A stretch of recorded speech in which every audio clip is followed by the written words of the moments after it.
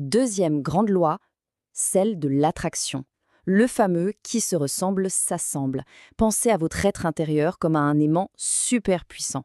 Ce que l'on est à l'intérieur, nos pensées, nos émotions, notre vibration, va attirer à nous des situations et des gens qui vibrent sur la même fréquence. Au fond, notre monde extérieur n'est souvent que le miroir de notre monde intérieur. Et enfin, la troisième loi, celle de la pesanteur.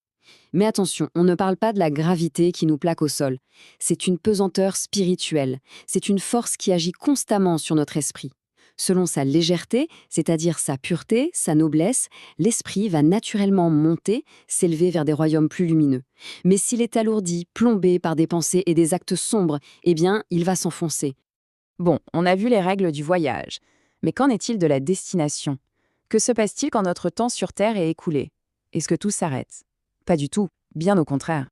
La mort, dans cette vision des choses, ce n'est pas la fin du film. C'est juste un changement de décor. C'est le moment où on laisse derrière nous notre corps physique et où notre esprit se retrouve face aux conséquences de sa vie. Et ce n'est pas un tribunal avec un juge extérieur, non. C'est un processus automatique, mécanique. C'est le résultat direct des lois qu'on vient de voir. En fait, chacun se juge lui-même, à travers ce qu'il a semé. Et à ce moment-là, c'est comme un grand carrefour pour l'âme.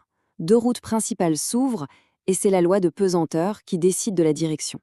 Pour l'âme qui s'est purifiée, qui est devenue légère, c'est l'ascension.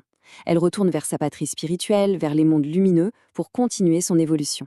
Mais pour l'âme qui est encore lourde, alourdie par son karma, alors la réincarnation offre une nouvelle chance. Une chance de revenir sur Terre pour régler ses comptes, apprendre ce qui n'a pas été appris et continuer de progresser vers la lumière.